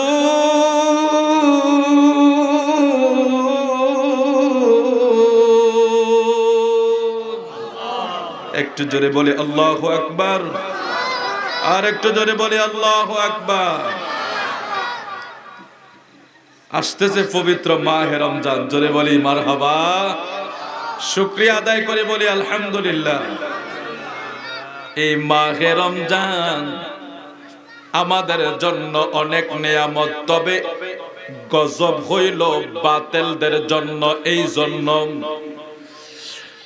শবে বরাত যখন আসে কিছু দুশ্মন দাঁড়ায়া গেছে শবে বরাতের বন্দেগীটারে আমাদেরকে দূরে রাখার জন্য ঠিক কিনা বলেন যখন মেরাজের মাস আসে একদল দাঁড়ায়া যায় মেরাজ থেকে মানুষকে দূরে রাখার জন্য আবার যখন শবে বরাত আসলো এমন শব্দ এক মোল্লায় ব্যবহার কইরা ফেলাইছে শবে বরাতের রাত্রে নাকি আমাদের জবানে এমন অশালীন বাক্য আমরা আনতে পারবো না আমরা শবে বরাতের রজনীতে মসজিদে তাইকা ইবাদত করে কি করি না কার ইবাদত করি না কারো গান গাই অথচ মোল্লা শায়েকে বড় শায়েকে জামানে বলে ওই রাত্রে নাকি মসজিদে তাইকা এমন এক জায়গার কথা বলছে যেটা জবানে বলতে পারবো না দুনিয়ার নিকৃষ্ট জায়গার নাম বলছে মসজিদে না যায়া ওই জায়গায় যাওয়ার জন্য জেনার জায়গায় যাওয়ার জন্য সে উল্লেখ করছে বড় অকাট্যভাবে এমন শব্দ ব্যবহার করছে অথচ শবে বরাতের রজনী এটা বরকতময় বিশ্বাস আছে কি নাই এটা বরকতময় রজনী প্রমাণ আছে না নাই হাদিস শরীফেও আছে কালামুল্লাহ শরীফেও আছে লাইলাতুন নিসফি মিন শাবান লাইলাতি মুবারাকা এই বরকতময় রজনীর কথা বর্ণনা থাকার পরেও মৌলবী মানুষরে ধোঁকা দেওয়া শুরু করেছে এখন রমজান মাস আসতেছে সেটাও নিয়ে দলাদলি শুরু হয়ে যাবে 8 টাকা পড়ব না 20 টাকা পড়ব ঠিক কিনা বলেন এ শুরু হইব নি রে বাজান কে জানি খুব জোরে সোরে মনে কি জানি ওই যে ব্রিক ফিলের দোমা টানতেছে খুব প্রচন্ড গন্ধ হইতেছে আমি একটু অনুরোধ করব আপনি দূরে চলে যান মানুষের কোনো বিবেক বুদ্ধি নেই এতগুলি মানুষ এখানে বসে আছে আল্লাহ হেফাজত করুক আল্লাহুম্মা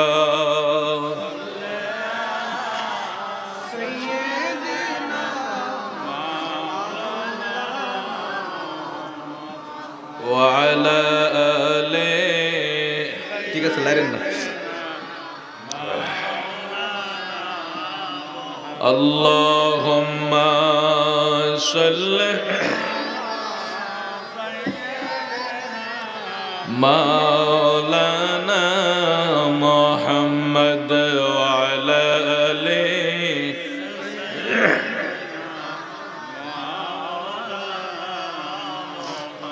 আমি এটা সহ্য করতে পারি না আমার খুব কষ্ট হয় এজন্য আমি আমার ঘরে কয়েল পর্যন্ত আমি জ্বালাই না তোমা এটা তো আপনার এমনো ফুসফুসের জন্য অনেক ক্ষতি আমরা কত সচেতন দেখেন সিগারেটের গায়ে কিন্তু লেখা থাকে ধূমপান আগে লিখতো স্বাস্থ্যের ক্ষতি এখন লেখে মৃত্যুর কারণ লেখে না আপনি দেখেন যত দামি হোক যত ব্র্যান্ড হোক এটার প্যাকেটে লেখা থাকে সিগারেট বা ধূমপান আগে লিখতো স্বাস্থ্যের জন্য ক্ষতিকর এখন লেখে মৃত্যুর কারণ কিন্তু এত বড় লেখার পরেও ও ভাই মানুষ আমরা দেখছেন কত গাফেল এটা এত বড় সচেতন করার পরেও মানে আমাদের খাবার বন্ধ নাই আর আজকে কে কোথায় কিভাবে খাচ্ছে আল্লাহ জানে এত দুর্গন্ধ আসতেছে আল্লাহ হেফাজত করুক আল্লাহর বান্দা মনে হয় চিন্তা করছে আজকে হুজুরের ওয়াজ সিগারেট তোমা দিয়ে শেষ করে দেবো আল্লাহ হেফাজত করুক আসলে আল্লাহ মালুম আল্লাহ এক একজনের চিন্তা চেতনা একরকম দিয়ে রাখে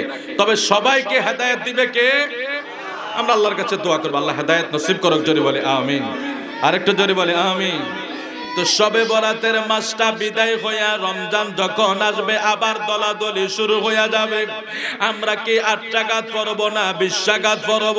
রত্নবতীর মানুষের কাছে কিছু মেসেজ দেওয়ার জন্য একটা আয়াতে কারিমা দিয়া শুরু করলাম। আমার আল্লাহ ঘোষণা করে, ইয়া আইয়ুহাল্লাযীনা আমানু কুতিবা আলাইকুমুস সিয়ামু কামা কুতিবা আলাল্লাযীনা মিন ক্বাবলিকুম লাআল্লাকুম তাত্তাকুন। আল্লাহ ঘোষণা করে দেখে ঈমানদারেরা, তোমাদের প্রতি রোজা ফরজ করা হয়েছে যেমন ভাবে পূর্ববর্তীদের উপরে রোজা ফরজ ছিল। আল্লাহু আকবার কোন, জোরে কোন আল্লাহু আকবার। আল্লাহ ঘোষণা করে, ইয়া আইয়ুহাল্লাযীনা আমানু কুতিবা আলাইকুমুস সিয়াম কামা কুতিবা আলাল্লাযীনা মিন ক্বাবলিকুম। এ ঈমানদারেরা, তোমাদের উপর রোজা ফরজ কি করছে না? আমরা যেভাবে কইতেছি হুজুর দিন বড়, এইটি দরকার নাই। এখন আমরা ছোটকাল থেকে রাখা অভ্যাস নাই তো। ও ভাই, আল্লাহ মাফ করো, আপনাদের রত্নবতী মানুষ খুব ভালো মানুষ মনে হয়, আমি জানি না, কিন্তু এমন এমন ভালো মানুষের রোজা রাখে না, আল্লাহ কি জবাব দিবেন আল্লাহর কাছে। অথচ রাসূল বলছে, ইচ্ছাকৃত একটা রোজা ভাঙলে সারা বছর না জিন্দেগিতে রোজা রাখলে কাফারা আদায় হবে না। একটা রোজা তো কি ইচ্ছাকৃত ভাঙে, অথচ আমরা হায় হায়। আল্লাহ কোরআনে কি বলছেন, ইয়া আইয়ুহাল্লাযীনা আমানু কুতিবা আলাইকুমুস সিয়াম। হে ঈমানদারেরা, আমি তোমাদের উপর রোজাকে ফরজ করে দিলাম। কে করছে? একটু সবাই কথা কইন, কে করছে? মূল্যবান কথা, আধা ঘন্টার ভিতরে সব বলে ফেলবো ইনশাআল্লাহ। আল্লাহ বলে, আমি ঈমানদারের উপরে রোজা ফরজ করে দিলাম যেমনটা আমি পূর্ববর্তীদের উপরে রোজা ফরজ করছি। এই ঈমানদারেরা, আমি তোমাদের উপর রোজা ফরজ করে দিলাম। তাইলে নামাজটা যেভাবে ফরজ, রোজাও এভাবে ফরজ। হজ যেভাবে সম্পদশালী হইলে ফরজ, রোজাও এভাবে ফরজ। এই রমজান যখন আমাদের সামনে আসতেছে, আল্লাহ ঘোষণা করে দেয়, তোমরা রোজা পালন করো, রোজা তোমাদের জন্য আমি ফরজ করে দিলাম। আর কেন আমি তোমাদের জন্য রোজা দিলাম? লাআল্লাকুম তাত্তাকুন, তোমরা যাতে পরহেজগার হতে পারো। সুবহানাল্লাহ কোন। ফরজ রোজা পালন কইরা পরহেজগার হইবা। আল্লাহ এটা কেন আলাদা ভাবে বললেন? নামাজ পড়ার পরেও তো ফরজগারি হওয়া যায়, যাকাত দেওয়ার পরেও তো ফরজগারি হওয়া যায়, হজ করার পরেও তো পরহেজগারি অর্জন করা যায়। ও মাওলা, তুমি কেন বললা রোজার পরে তোমরা পরহেজগারিতা অর্জন করবা? কারণ নামাজ এবং রোজা আপনার নামাজ এবং যাকাত হজ আপনার নফসের দুর্বল করতে পারে না যতটা রোজায় করতে পারে। কিনা বলেন? আপনি যত নামাজ পড়েন, আপনি হজ করেন, যাকাত দেন, আপনার নফসকে যতটা দুর্বল করতে পারবে, নামাজে তার চেয়ে 1000 গুণ বেশি, রোজায় তার চেয়ে 1000 গুণ বেশি করা সম্ভব। কি সম্ভব না? নফস, মানুষের এই নফস যখন বানিয়েছে, মানে তখন নফসকে জিজ্ঞেস করে যাচ্ছে, নফস তোমার প্রভুকে? তুমি আমি আমি। নফসকে জিজ্ঞেস করছে, তোমার প্রভুকে? তুমি আমি আমি। এবার আবার জিজ্ঞেস করেছে তাকে, ওই যে বিভিন্ন পরীক্ষা নিয়েছে, কত বছর পরীক্ষা নিয়েছে, পরীক্ষা নেওয়ার পর আবার জিজ্ঞেস করেছে, মানে শাস্তি দিয়েছে যে বলো তোমার প্রভুকে? বলে তুমি আমি আমি। তো এইভাবে তারা শাস্তি দিতে দিতে শেষ পর্যন্ত নফসের খাবার বন্ধ করে দিছে। কে বন্ধ করছে? নফসের খাবার বন্ধ করে দিছে। যখন একদিন, 2 দিন, 3 দিন যাইতে যাইতে যাইতে যাইতে দিনের পর দিন যখন এবার নফস আস্তে ধীরে দুর্বল হয়ে যাইতেছে, এবার নফসের জিগায় কয়, তুমি কে? কয়, তুমি আমার প্রভু, আমি তোমার সৃষ্টি, তুমি আমার রব। এইবার স্বীকার করছে। জোরে কোন সুবহানাল্লাহ। তাহলে আমরা যখন খাবার থেকে বিরত রাখি, স্বাভাবিক দুর্বল হয়ে যায় না? এজন্য আমার নবী বেশি বেশি রোজা রাখতেন। অনেক সময় আমরা অন্যায়ের কাজ করি, অপরাধের কাজ করি, ঝেনার কাজ করি, বা আমাদের দ্বারা বিভিন্ন অপকর্ম হয়, এটা দূর হয়ে যায় যদি কোনো মানুষ রোজা রাখে। আর রোজার কারণে তার নফস দুর্বল হয়, ওই রুহু সতেজ হয়ে যায়। এটা রুহু সতেজ হওয়ার কারণে তার ইবাদত বন্দেগী সব কিছু করতে ভালো লাগবে, এবং পরহেজগারিতা অর্জন হয় একমাত্র রোজার মাধ্যমে। জোরে কোন আল্লাহু আকবার। আরো জোরে বলে আল্লাহু আকবার। তাইলে আমাদের উপরে রোজা ফরজ করে দিলেন আমার আল্লাহ। এই রোজার মাধ্যমে আমাদের নফসকে আমরা দুর্বল করতে পারবো। রোজা শুধু নফসকে দুর্বল করবে না, বান্দা যখন একাদশে রমজানের 30টা রোজা রাখবে, আজকের বিজ্ঞান বলেন মেডিকেল সায়েন্স বলেন তারা ঘোষণা করে 1500 বছর আগে নবীর কাছে আমার আল্লাহ হুকুম করছে রোজা রাখার জন্য। এখন এই রোজাটা মানুষের কি উপকারে আসে? মানুষ যখন রোজা রাখে, এই যে পাকস্থলীর ভিতরে যে খাদ্য নালীগুলাই আছে, যেখানে যে আমাদের খাবারগুলি জমা হয়, যে ওই খাবারের যে কোষগুলি আছে যেগুলি খাবারের হজম করার জন্য পাকস্থলী থেকে নিয়ে যায়, যখন খাবার খাইতে কিছুটা সময় অফ থাকে, ওই খাবারের তলদেশে যে ময়লাগুলি থাকে এগুলি নিয়ে পাকস্থলীটারে পরিষ্কার করে দেয়। সুবহানাল্লাহ কোন। যেমন ধরেন একটা ড্রেন দুদিকে বন্ধ, মাঝখানের ময়লাটা তখন আপনি পরিষ্কার করে দিবেন, আর এখানে ময়লা ঢুকার কি নাই, কোনো সুযোগ নাই। এটারে পরিষ্কার করার পরে 2-1 দিন পরে এটা আস্তে ধীরে যখন এটা খাবার দেওয়া বন্ধ রাখবেন, ময়লা ফালানো বন্ধ রাখবেন, এটা এমনি পরিষ্কার হয়ে যাবে।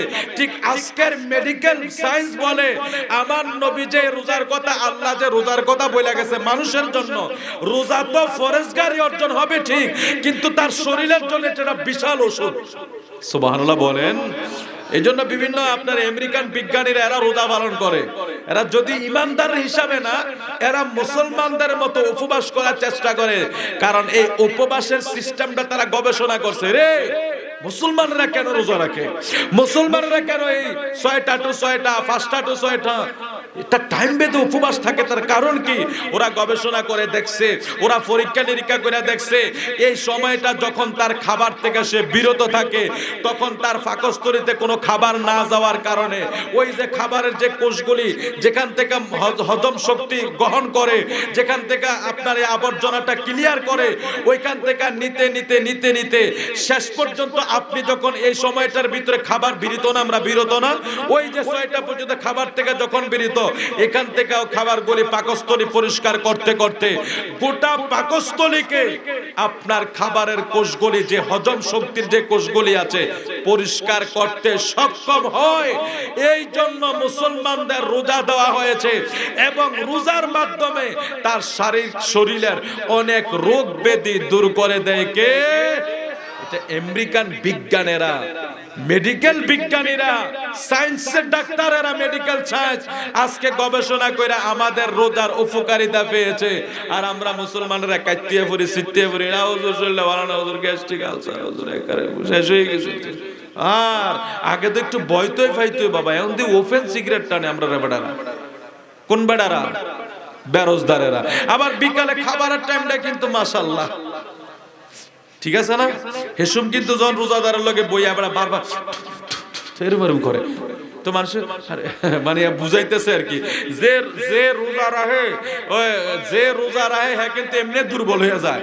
আবার খাবারের টাইমে সে 1 গ্লাস পানি বা 2টা খেজুর খেলে শরীর আর কিন্তু তেমন একটা খাইতে ইচ্ছা করে না। আর যে বেরোজদার আসছে হ্যাঁ উপরে লইয়া পড়ে, জন্মের খানা খায়, বুঝায় যায় যে রোজা নাই, কিন্তু ইফতারের টাইমে এমন কইতেছে আর কি সারাদিন রোজা না রাখে কষ্ট পাইছে, ইফতারি না খায় কি আরেক কষ্ট পাবো না, খানা না ঠিক রাখি। কিন্তু আল্লাহ বলেছেন কি আইয়ুহাল্লাযিনা আমানু কুতিবা আলাইকুমুস সিয়াম, রোজাকে ফরজ করে দিছে কে? আর বেশি দিন তো বাকি নাই, আগামী দিন মার্চের কয় তারিখ? 1 তারিখ, রাত 12টার পরে 1 তারিখ শুরু হয়ে যাবে।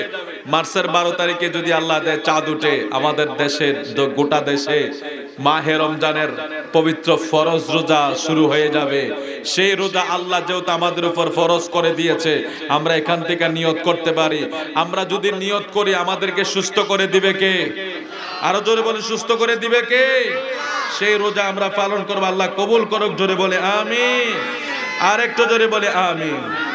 এবার আসুন বাবা, وعن أبي هريرة قال قال رسول الله صلى الله عليه وسلم إذا كان أول ليلة من شهر رمضان صفدت الشياطين ومرضت الجن وغلقت أبواب النار فلم يفتح منها باب وفتحت أبواب الجنة فلم يغلق منها باب وينادي منادي يا باغي الخير أقبل ويا باغي الشر أقصر ولله تقاء من النار وذلك كل ليلة رواه الترمذي। زرق আল্লাহু আকবার।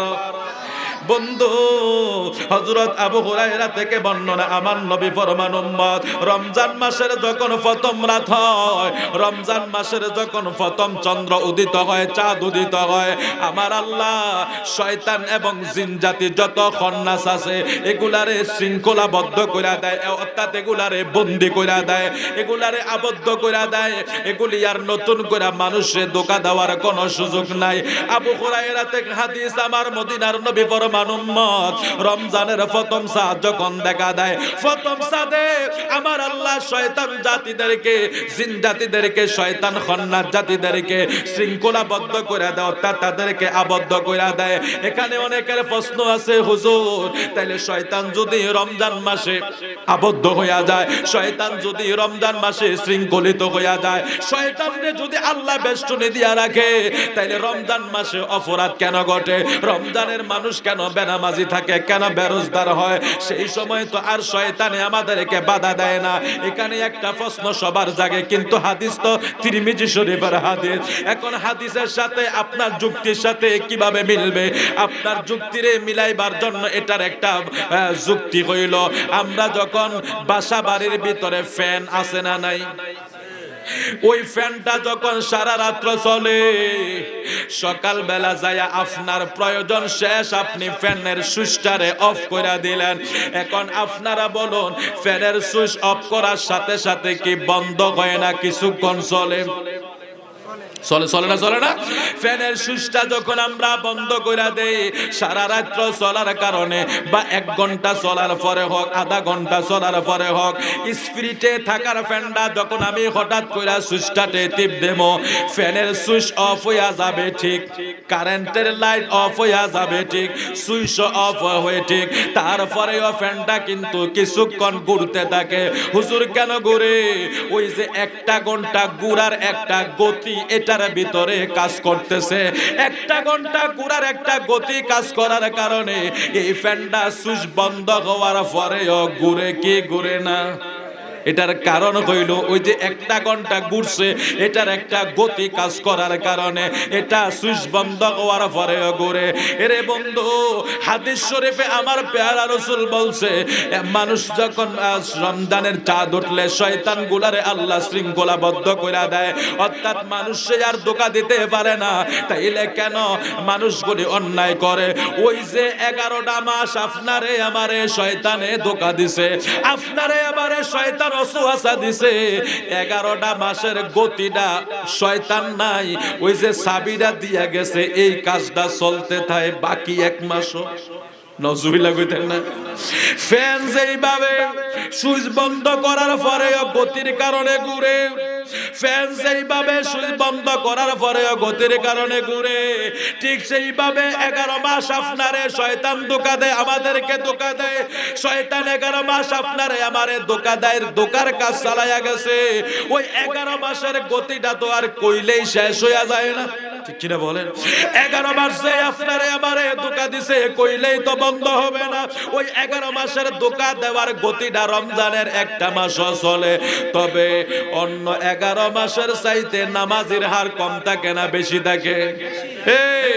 এই 1টা মাসের ভিতরে নামাজির হার বাইরা যায়। রোজা যদিও হয়তো কিছু লোক রাখে না, অধিকাংশই রাখার চেষ্টা করে।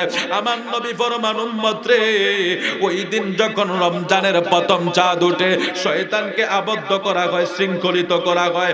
নবীজি ফরমান উম্মত শোনো শোনো, আউয়ালু লাইলাতিন মিন শাহরি রমাদান সুফিদাতি শায়াতিন আমারাদাতুল জিন্নি ওয়াগুল্লিকাতুল আবওয়াবুন নার। আল্লাহর হাবিব ফরমান উম্মত, রমজানের প্রথম চাঁদ ওঠার পরে জাহান্নামের সমস্ত দরজা বন্ধ কইরা দেয় কে? আর জোরে জোরে কোন? অগুল্লিকাতিল আবওয়াবুন নার।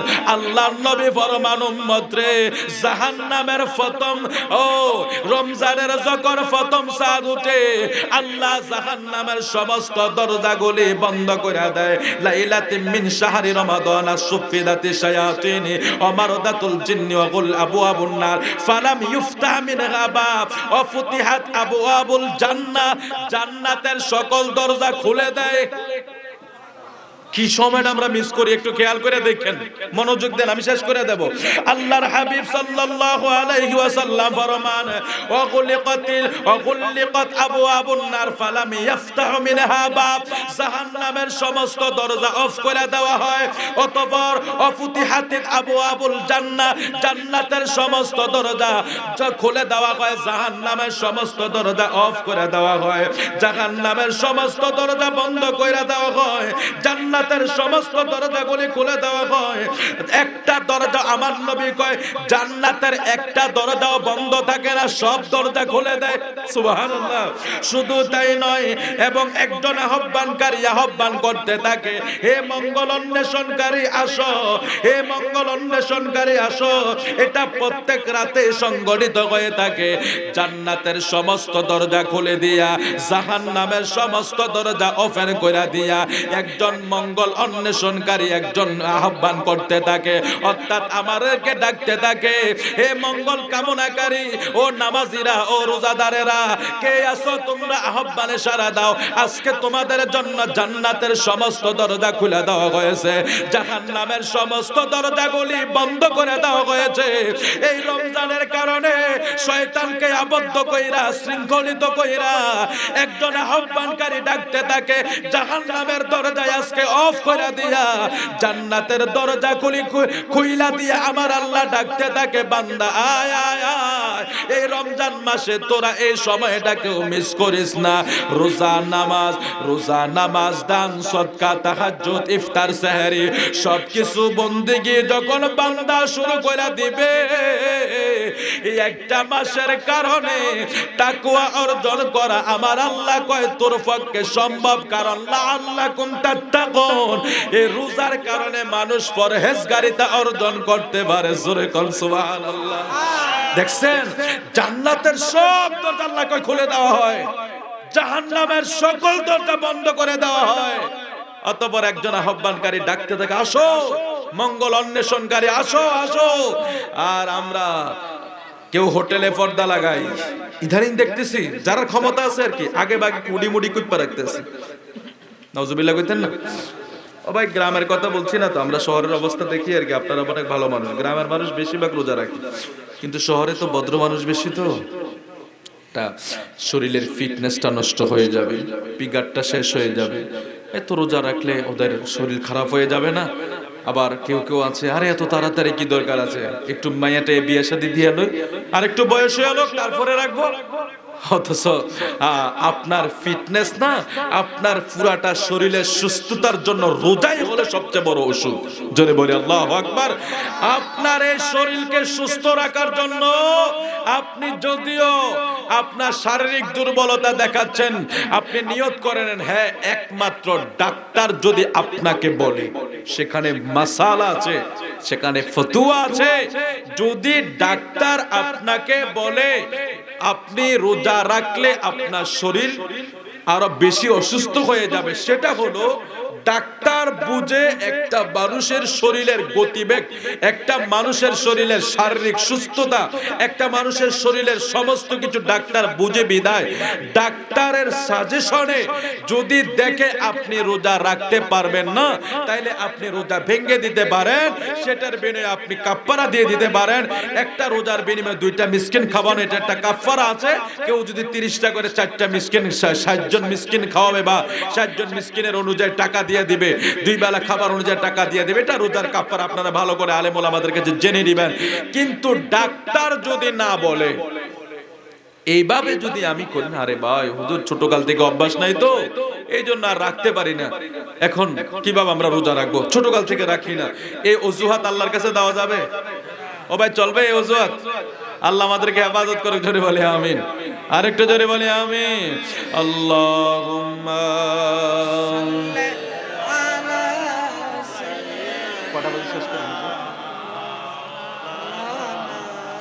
মুহাম্মদ ওয়া আলা আলি মাওলানা আল্লাহুম্মা সাল্লি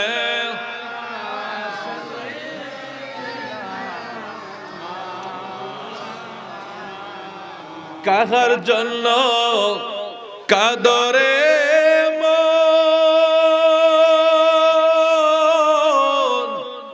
ও মন কে আছে তোর আপনা,